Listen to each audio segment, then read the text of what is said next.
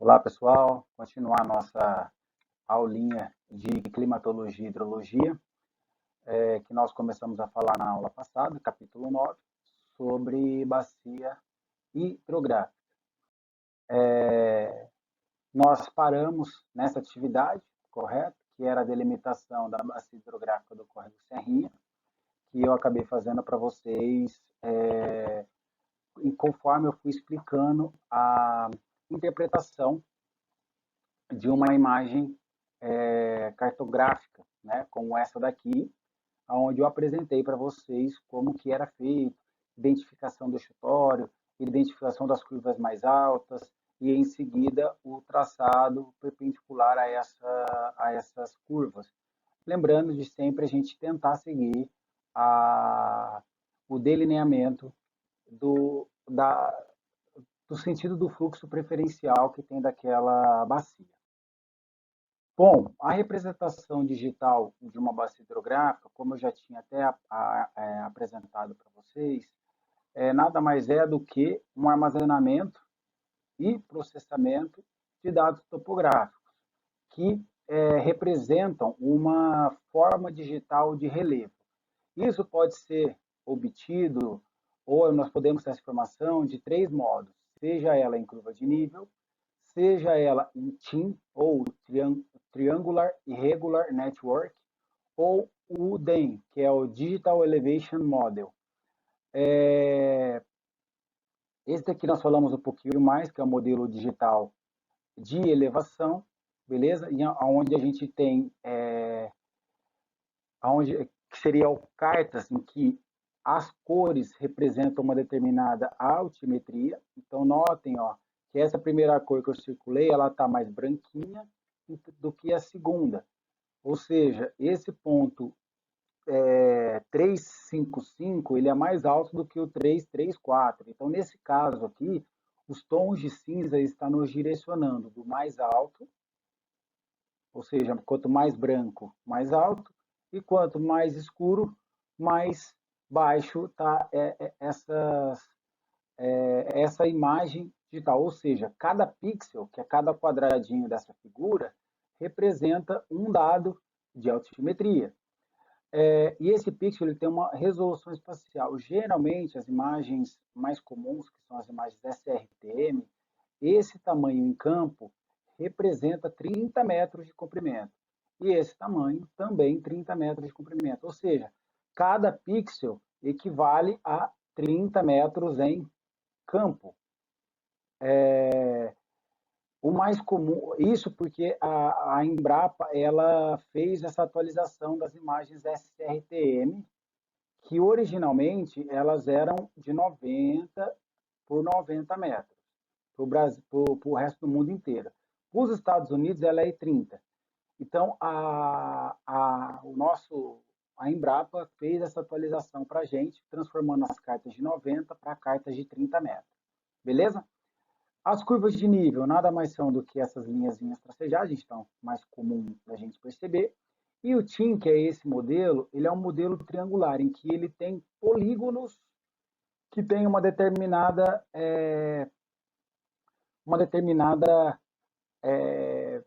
desnível, uma determinada declividade em cada um deles.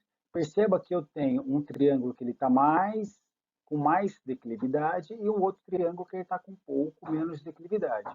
Ou seja, o TIM ele transforma a área nossa em várias pequenas áreas triangulares, em que cada área triangular dessa representa uma declividade média, tá?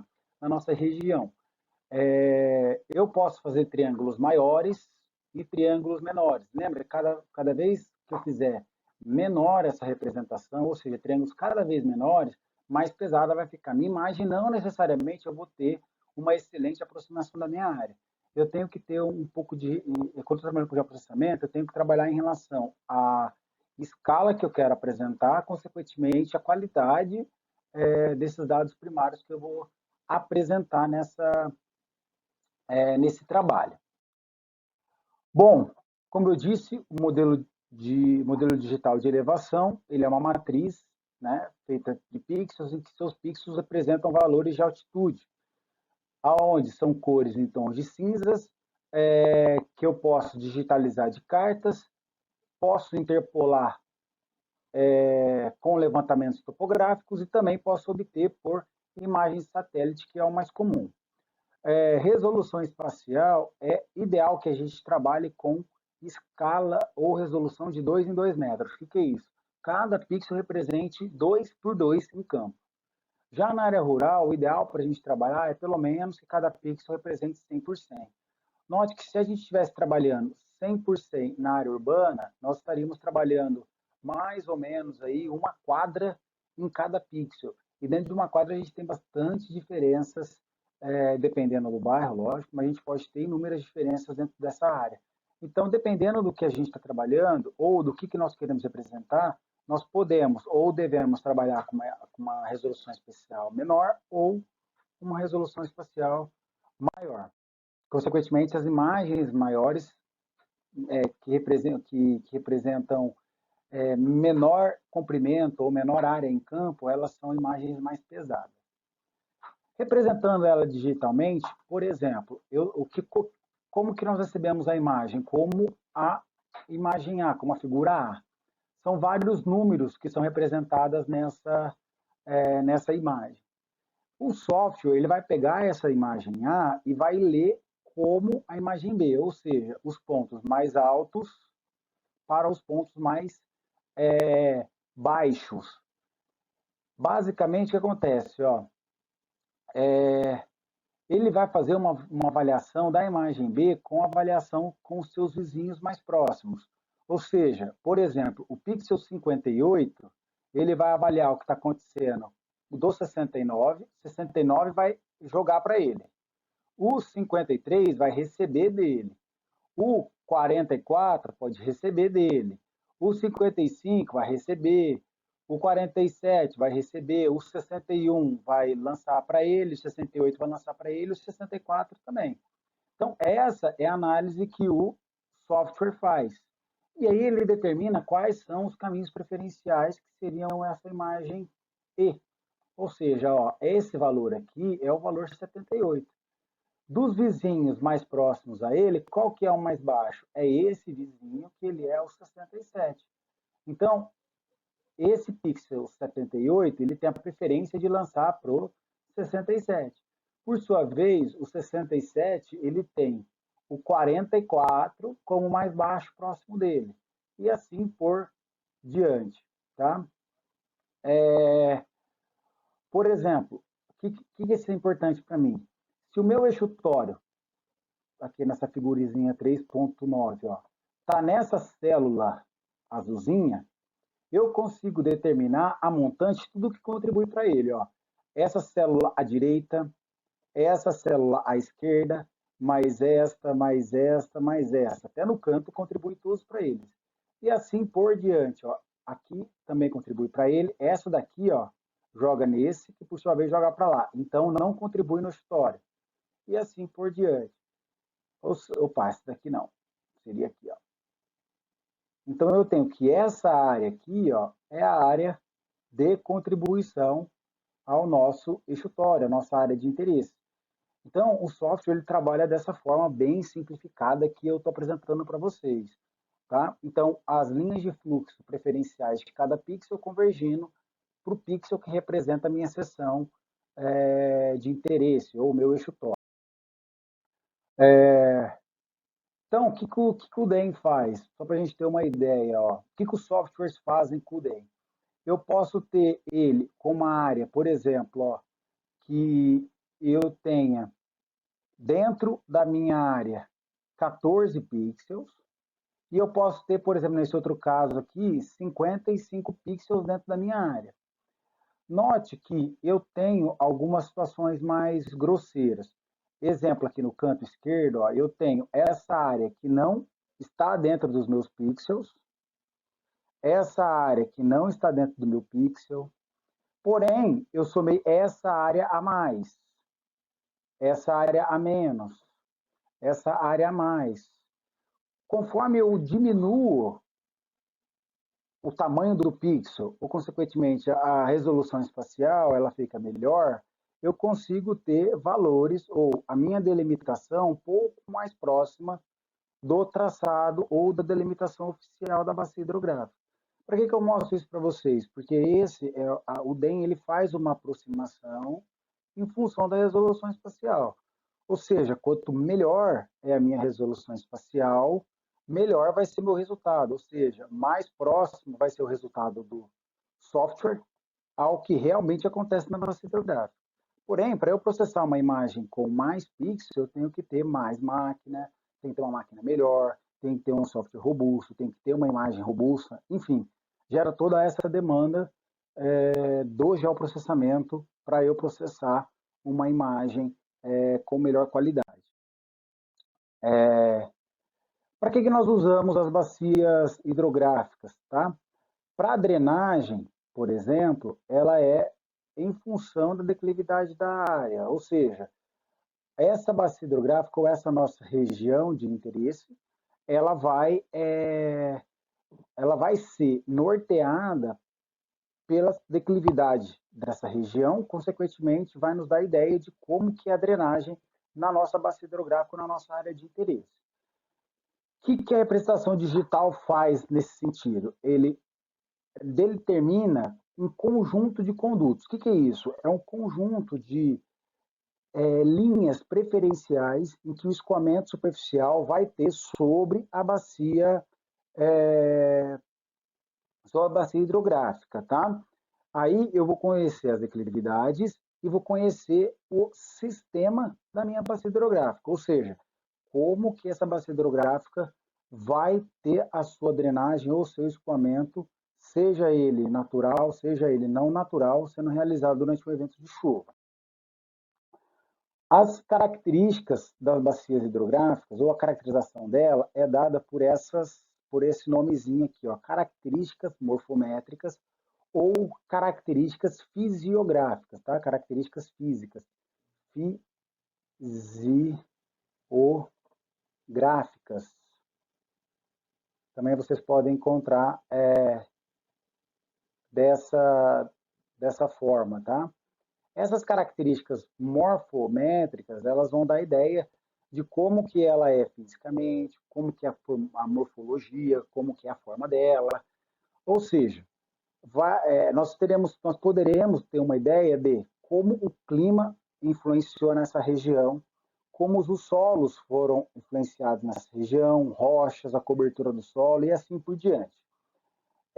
Basicamente, o clima ele influencia na bacia hidrográfica ou nas formas da bacia, principalmente em função, no nosso caso, em função da chuva.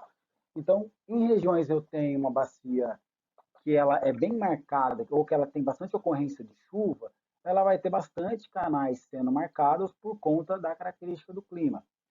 Mas, por exemplo, nós podemos trabalhar em uma região em que ela seja predominantemente gelada, congelada, por exemplo. Acontece que o gelo, a movimentação do gelo, também vai influenciar as características dessa região. Por exemplo, a característica de solo, e vai poder também causar cisalhamento nas rochas. Então, claro, o clima vai influenciar no tipo de cobertura de solo que eu tenho ao longo do ano nessa região mais fria, por exemplo.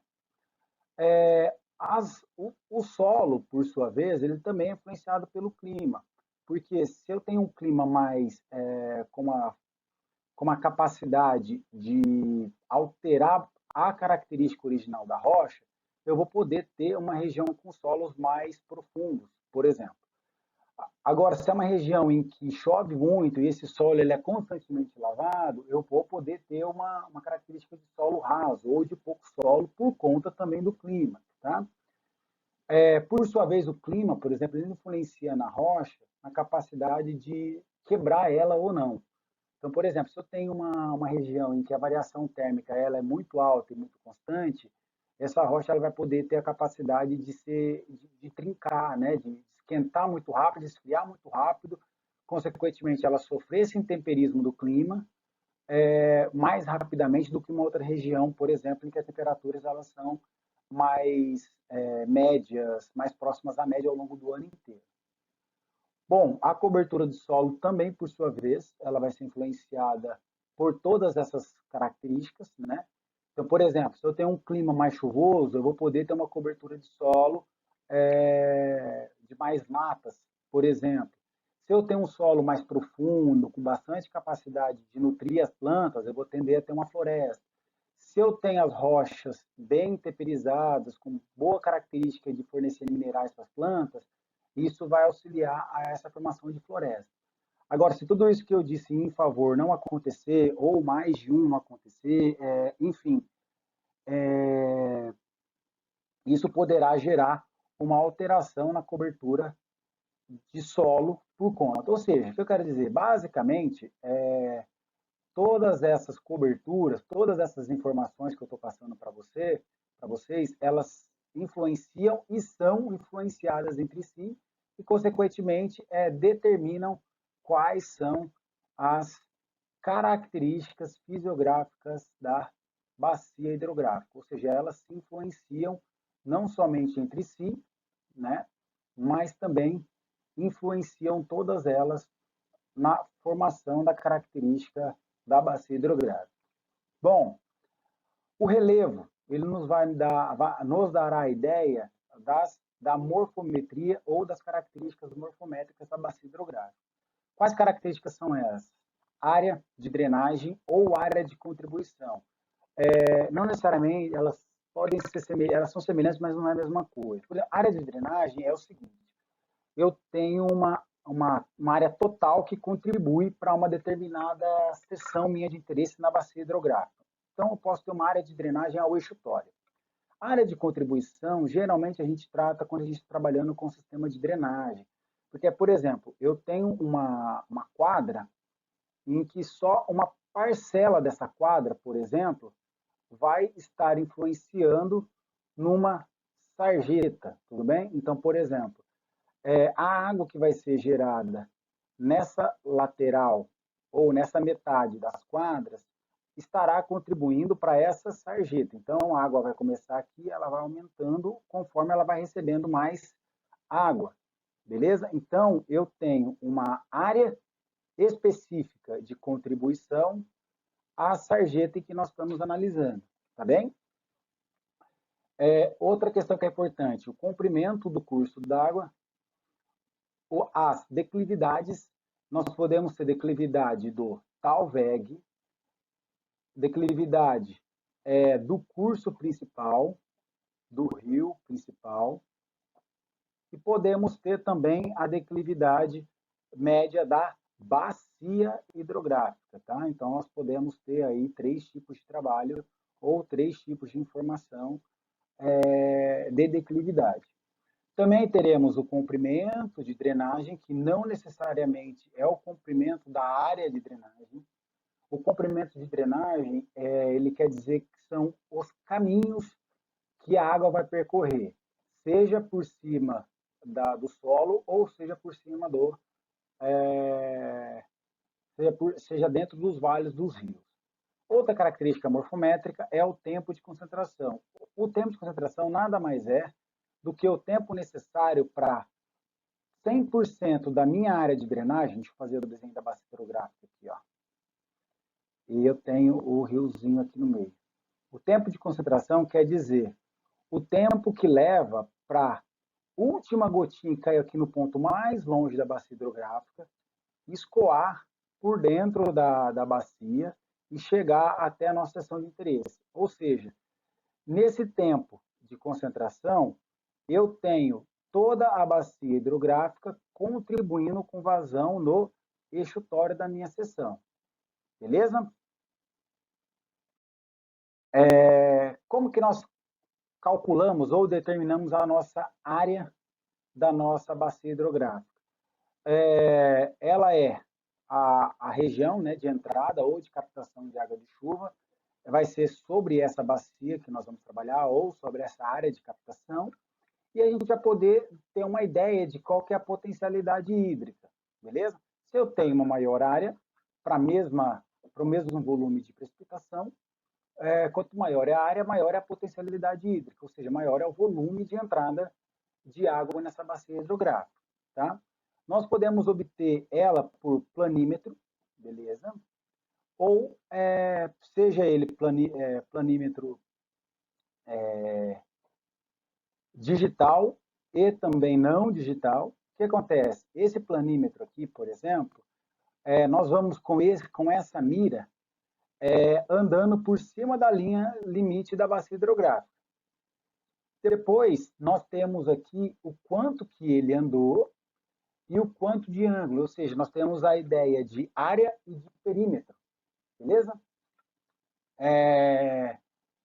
Desculpa, nós temos a ideia dos ângulos que foram formados e do perímetro que andou. Se eu tenho esses vários ângulos e vários perímetros, nós conseguimos calcular manualmente qual que é essa área dentro da bacia. Já o planímetro digital, ele faz a mesma função, tá?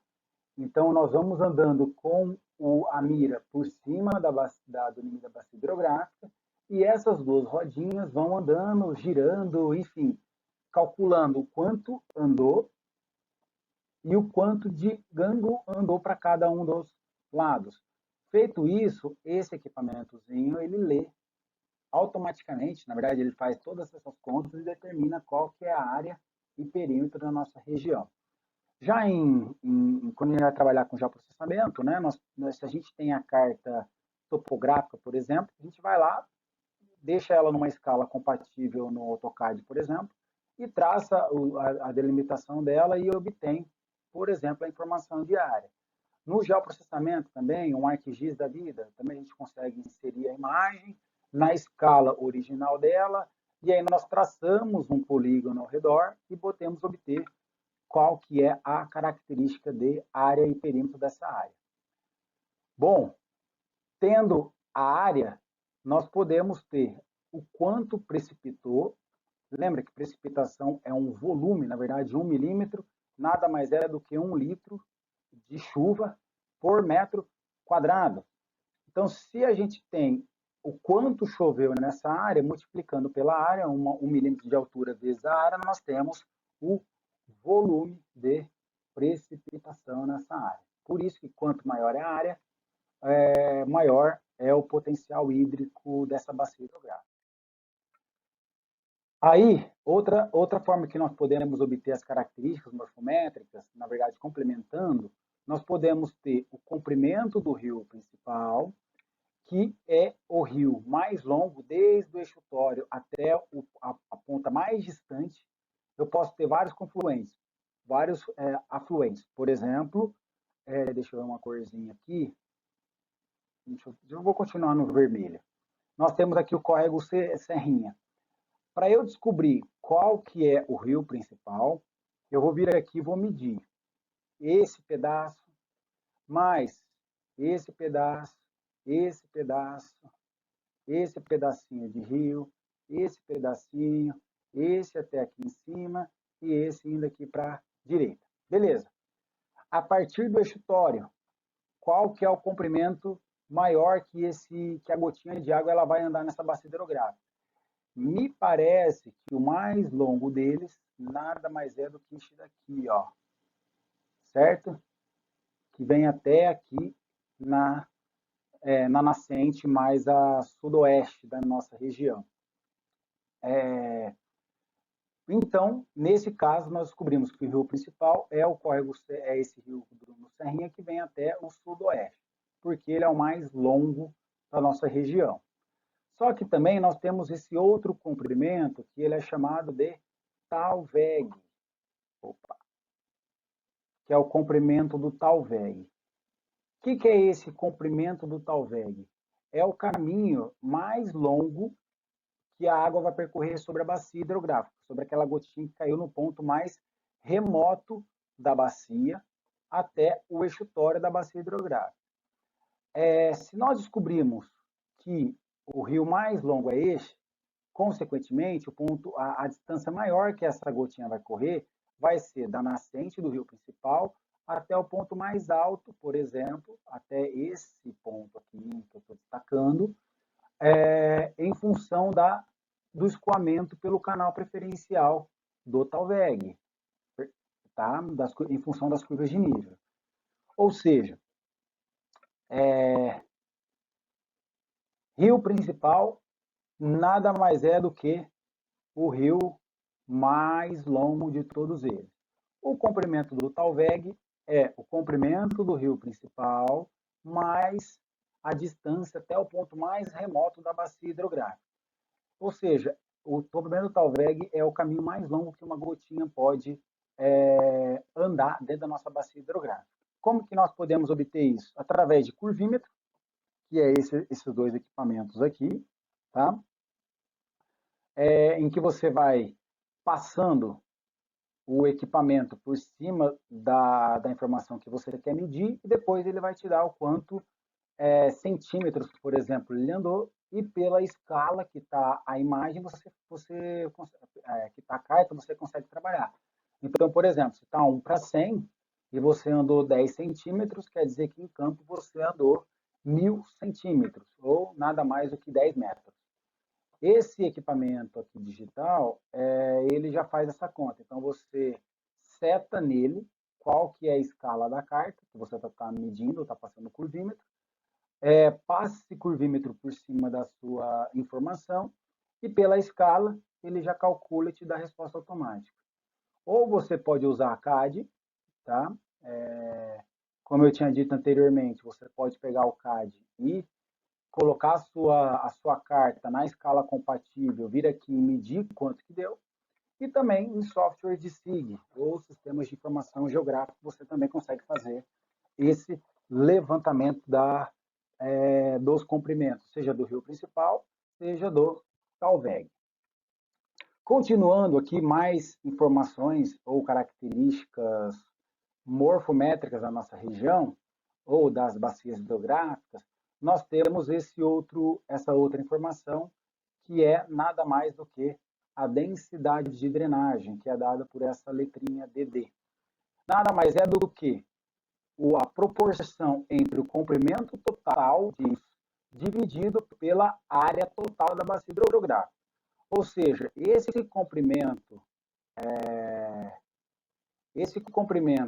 total de drenagem nada mais é do que a soma do rio principal mais os rios secundários, ou seja, toda a rede de drenagem que vem dentro da nossa bacia hidrográfica, dividido pela área total da bacia hidrográfica. Que acontece? Quanto menor essa relação, eu vou ter, vai favorecer mais a infiltração, ou seja, eu vou criar menos caminhos de drenagem, porque eu estou favorecendo a água a infiltrar na minha bacia hidrográfica.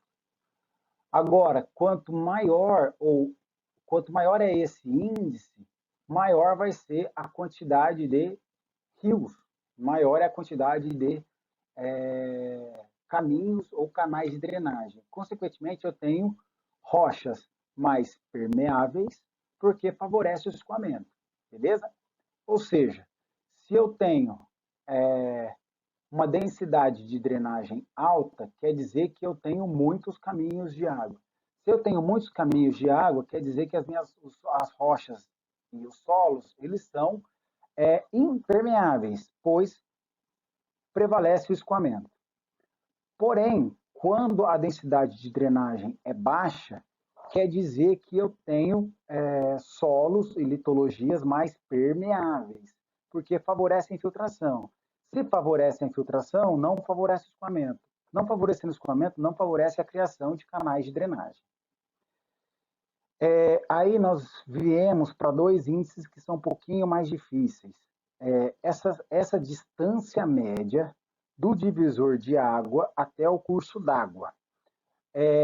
E a distância média do escoamento superficial até o curso d'água, que ele é dado por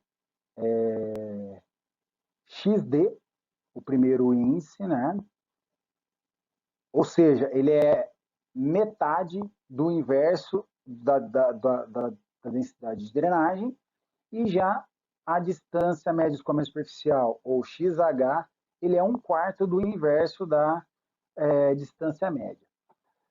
O que eu quero dizer para vocês? Desculpa, distância média não, da densidade de drenagem.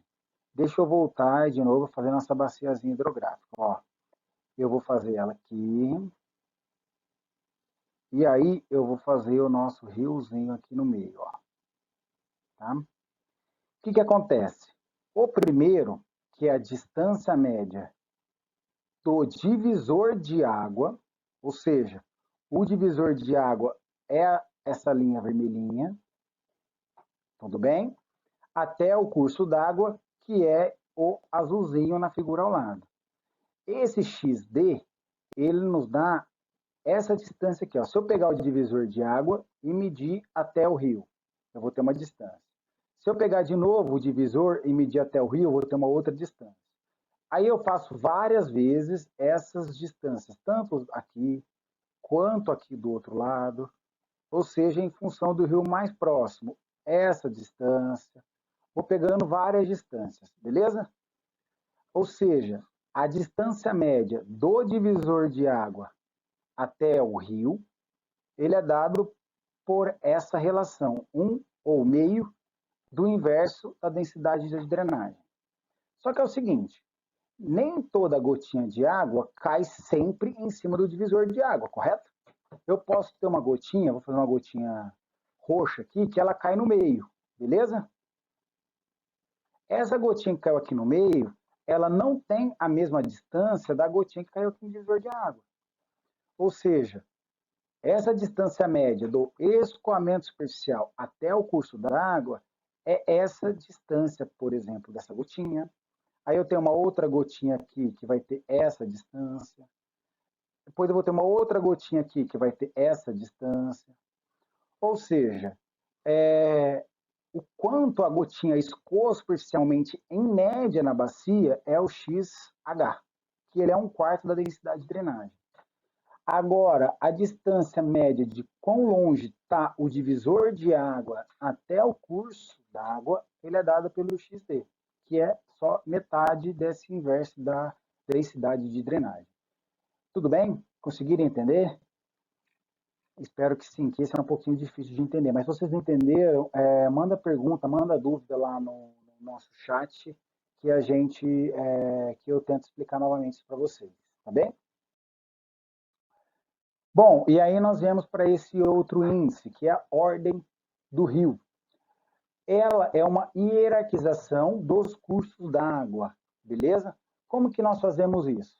Nós identificamos todas as nascentes que tem a nossa bacia hidrográfica, beleza? Aonde tem as nascentes, nós atribuímos a ordem 1 para esse rio. Então, note que todas as nascentes estão com ordens 1. Quando eu tenho a confluência de dois corpos hídricos de mesma ordem, eu acrescento uma ordem. Então, por exemplo, 1 com 1 confluiu e gerou um rio de ordem 2, beleza? 1 confluiu com 1 e gerou um rio de segunda ordem. E assim por diante. Mas note que quando está tendo a confluência de um rio de uma ordem menor com um rio de uma ordem maior, ele segue com a maior ordem, ele segue com a ordem 2. Então, esse item, essa posição aqui é a ordem 2. Beleza? Então, esse trechinho aqui, ele segue com ordem 2. Por quê?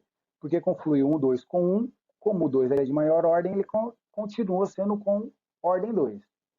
Na hora que esse ordem 2 juntou com o ordem 2 aqui embaixo, ele virou ordem 3. E aí, aqui, vou vir para o lado esquerdo. Ó. Eu tinha 2 com 2, virou 3. 3 com 2, continuou 3. 3 com 3, virou 4. Ou seja, nessa nossa bacia hidrográfica, eu tenho um rio de maior ordem. O que quer dizer isso, gente? Quanto maior é a ordem dos rios, quanto maior é a ordem da bacia hidrográfica, quer dizer que eu tenho maior quantidade de canais de drenagem. Tendo maior quantidade de canais de drenagem, essa bacia ela vai tender a enchente. Por quê? A água ela escoa mais rápido dentro do canal ou dentro do vale, dentro do rio, do que sobre a terra, sobre a grama. Então, se eu tenho muitos canais de drenagem, quer dizer que essa água vai rapidamente escoar sobre a terra e chegar no canal. Chegando no canal, ele vai escoar mais fácil ainda e vai chegar mais rápido no enxutório. Por sua vez, bacias que têm menos ordem têm menos canais de drenagem. Tendo menos canais de drenagem, eles vão tender a não gerar tanto alagamento em comparação com um rio que tenha bastante ordem. Claro que eu estou falando de uma bacia hidrográfica, ou, no caso, comparando duas bacias hidrográficas de mesma área. Obviamente, quanto maior é a área da bacia, maior vai tender a ter ordem. Então, eu estou comparando duas bacias de mesma área em função dessa característica de ordem dos rios, tá bom? Aí nós viemos para uma outra característica, duas, na verdade, que é o fator forma e que é o fator compacidade, beleza? Ambos definem a tendência de enchente na bacia hidrográfica, tá bem? O fator forma, ele representa área dividido pelo comprimento do rio principal. O que quer dizer isso? Se eu tenho uma área maior para um menor comprimento, beleza? Então, se prevalece a área, eu vou ter maior valor de KF.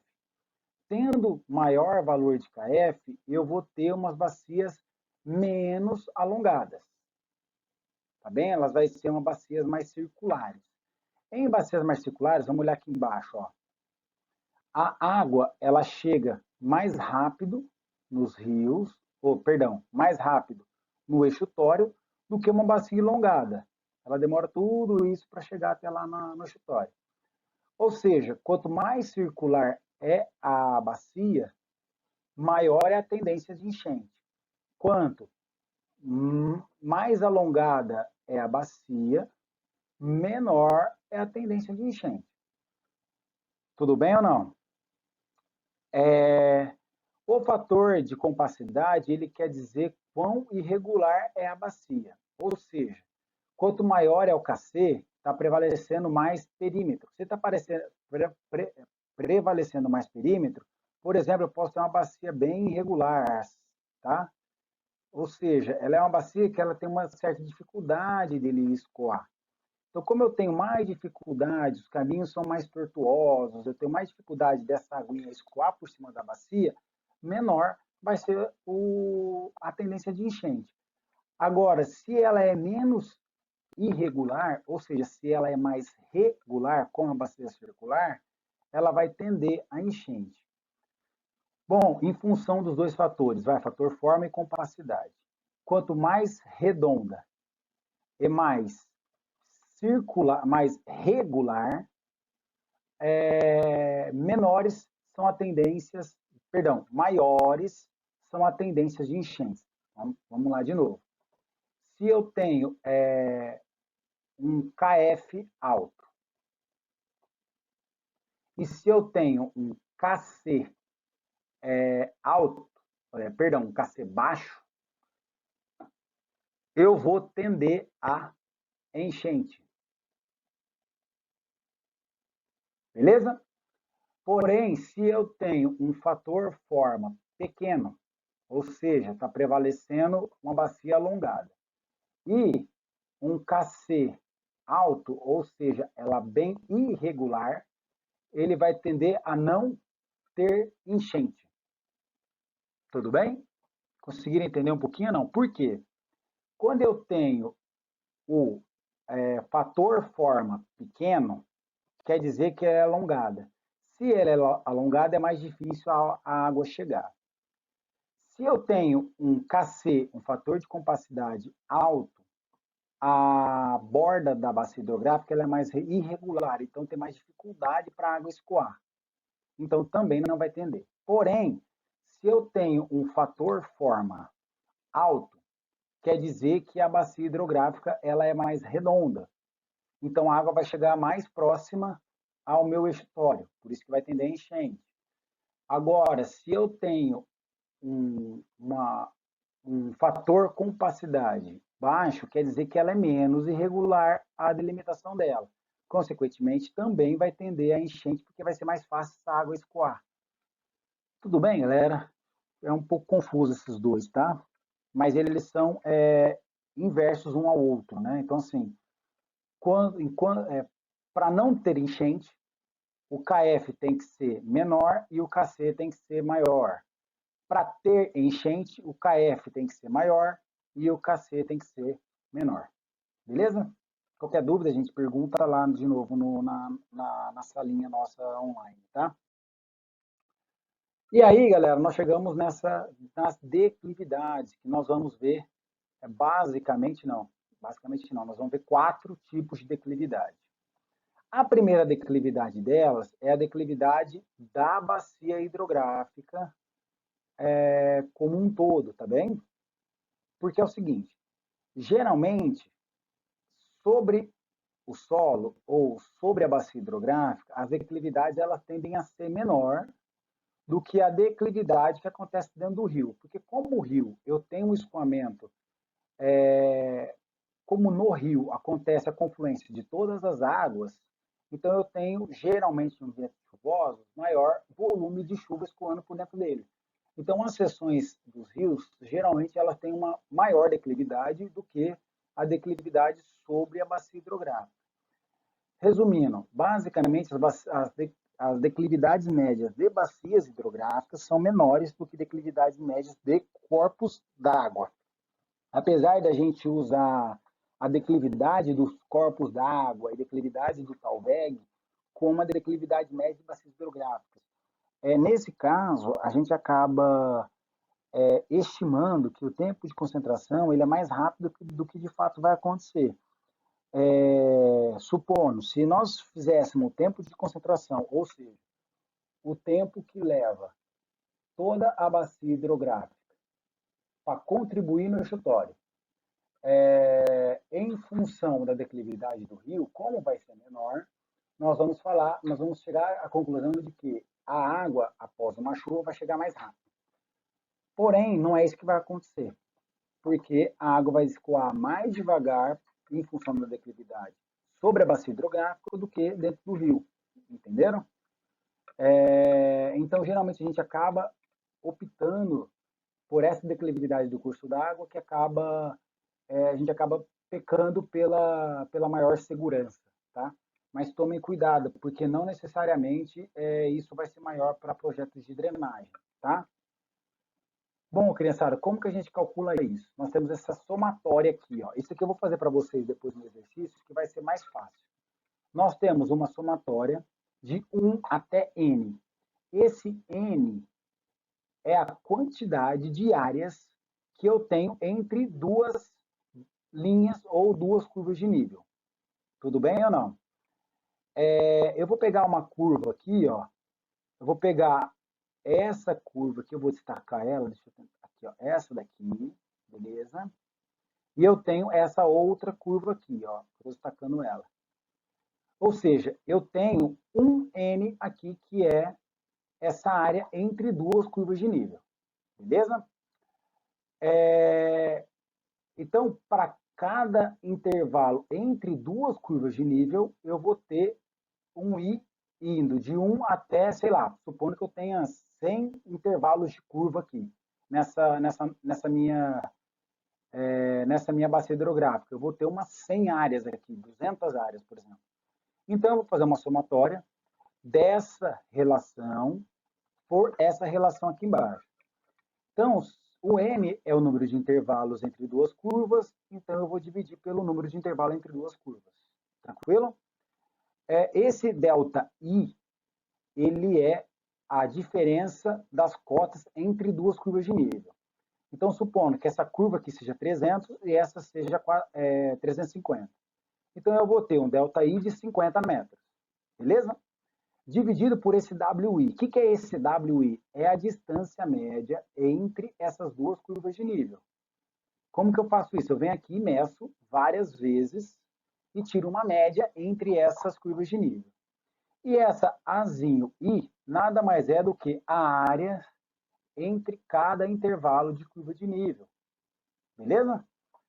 Ou seja, ela é uma forma de calcular a declividade de bacia relativamente difícil, porque eu tenho que descobrir qual que é a diferença de alturas entre duas curvas de nível, multiplicar pela área formada entre essas duas curvas de nível e dividir pelo comprimento médio entre essas duas curvas de nível. Faço a somatória dessas 100, 200 curvas e divido por 200, por exemplo, dividido pela área total da bacia. É trabalhoso, é possível de ser feito. Nós conseguimos, por exemplo, trabalhar com essa imagem aqui em um AutoCAD. Aí depois nós traçamos linha por linha dentro do AutoCAD. Aí a gente insere rachura. Aí nós descobrimos área, descobrimos perímetro, enfim.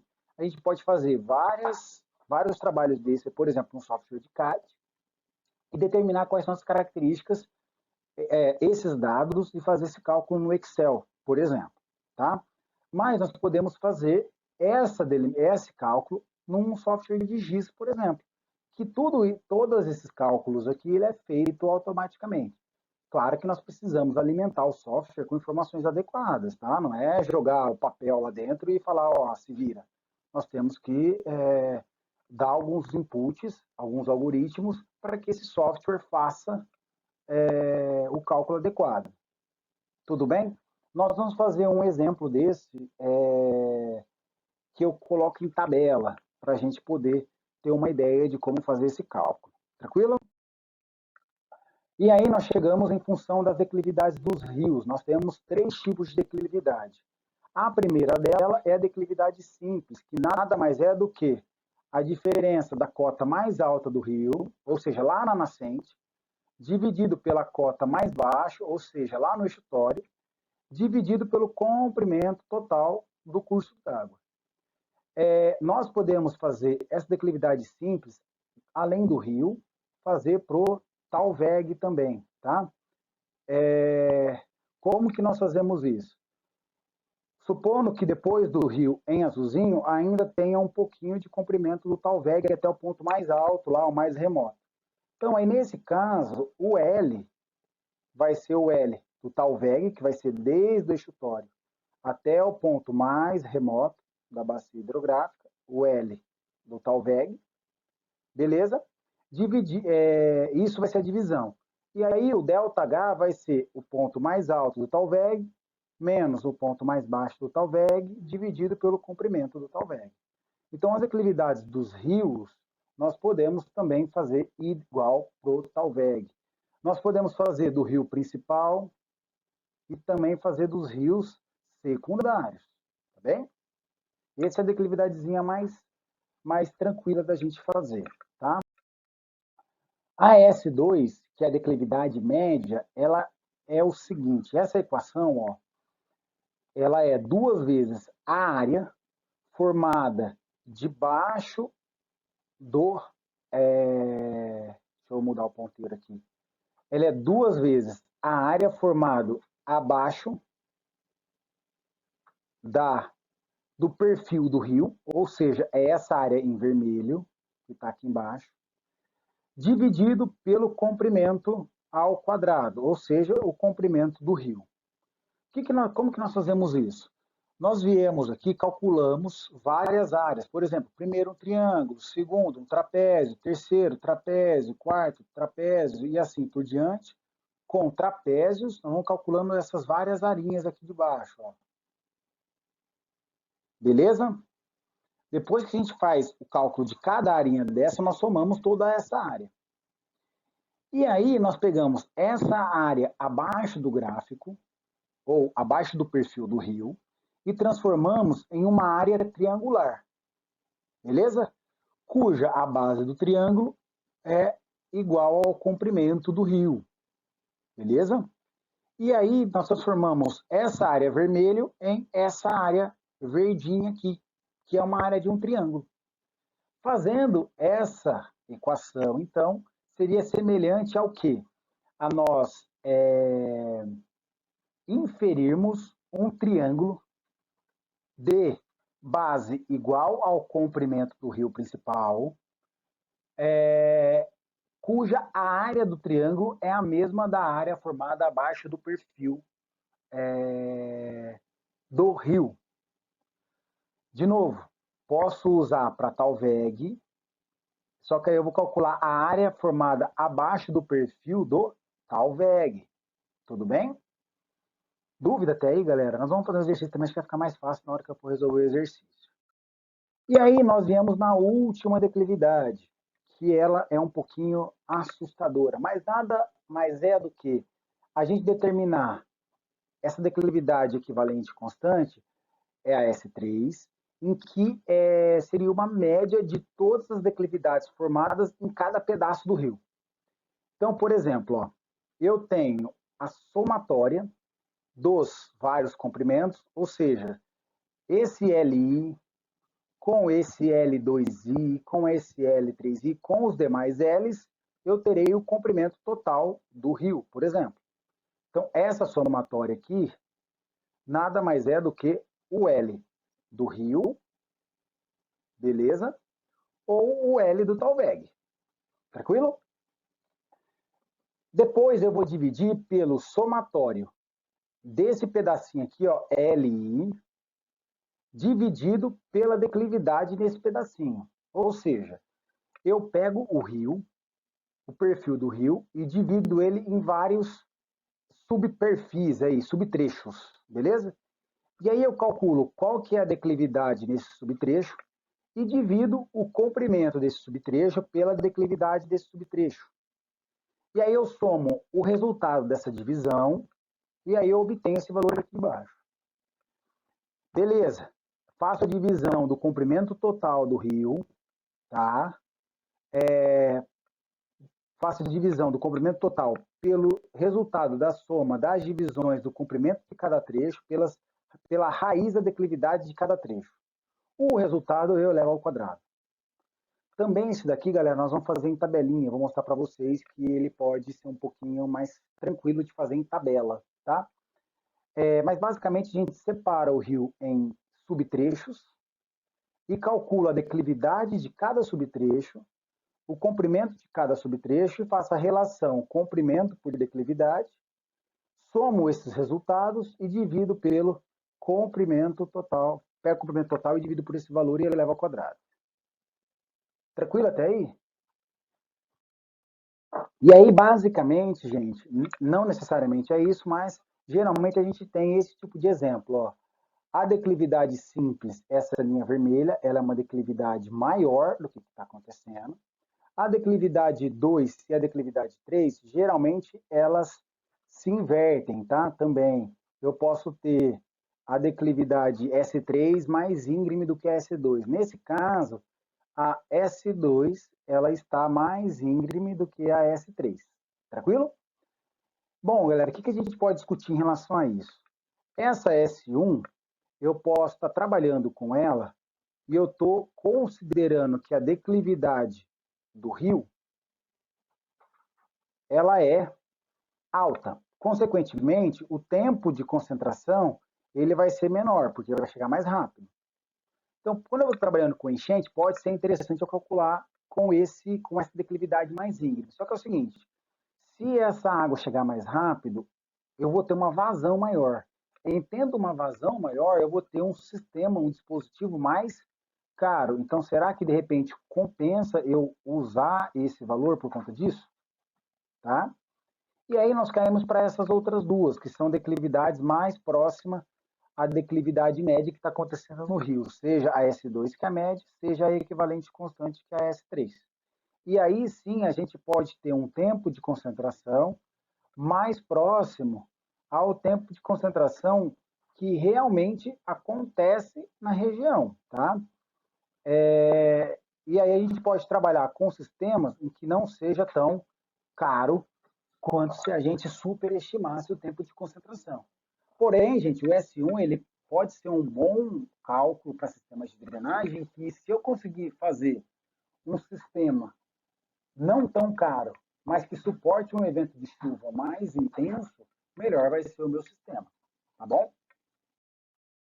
E aí nós viemos para uso de ocupação de solo ou cobertura de solo. Aqui eu tenho dois casos típicos aí, ó. Essa primeira do lado esquerdo é a bacia hidrográfica do Guariroba, onde nós temos uma cobertura basicamente rural. tá? Eu tenho alguns fragmentos de floresta, aqui, por exemplo, que na verdade são eucaliptos, beleza? Tenho áreas de pastagem, bastante área de pastagem, é, tenho rio, reservatório, enfim, aqui fica bem, tem algumas áreas de solo exposto, beleza? Que pode ser áreas erodidas, por exemplo. E aqui eu tenho um caso bem típico que é uma área urbana. Então eu tenho bastante áreas impermeáveis e no meio aqui aparece um parquinho, que é o nosso Parque das Nações Indígenas, tentando minimizar todo o acréscimo de escoamento superficial gerado por essas áreas, tá? Tentando dar uma minimizada nesse reservatóriozinho pequenininho aqui. Então, cobertura de solo, ele é influenciado, ou seja, eu só posso plantar eucalipto aqui porque eu tenho uma condição climática adequada para esse plantio do eucalipto, beleza? Como também a área urbana vai influenciar no clima e, consequentemente, nas características do escoamento superficial, de vazão, de enchente, tudo bem? São áreas bem distintas, ambas influenciadas e influenciam o clima. Tranquilo?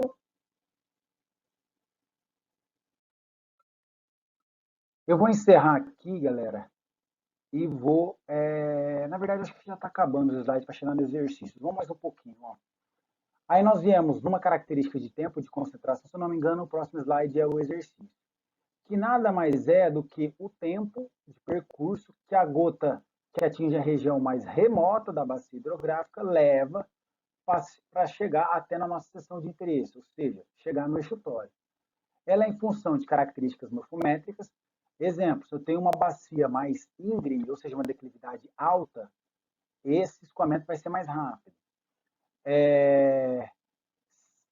Que ela pode ser calculada em função de algumas equações empíricas, beleza? E também eu posso determinar qual que é a melhor equação que se adeque a essa nossa bacia hidrográfica. A mais comum dela, gente, a mais utilizada, é o tempo de concentração, tá? Que ela foi determinada para essas 7 bacias rurais norte-americanas, tá? Essas bacias são pequenas, ou seja, menor que meio quilômetro quadrado. Só que Silveira, aqui para o Brasil, ele falou que ela se adequa bem para bacias menores até 12 mil quilômetros quadrados, tá? O que ela leva em consideração? Só duas características físicas, ó, comprimento e diferença de cota. O que ela faz? O tempo de concentração é calculado em função do curso d'água, beleza? Ou seja, eu vou pegar o comprimento do curso d'água principal, a diferença de nível do curso d'água principal e vou em quilômetro e em metro e vou obter o tempo de concentração em minutos. Então, esse 57 aqui, ele ajusta essas diferenças de unidades, tá bem? E aí eu vou chegar num valor, por exemplo, 30 minutos.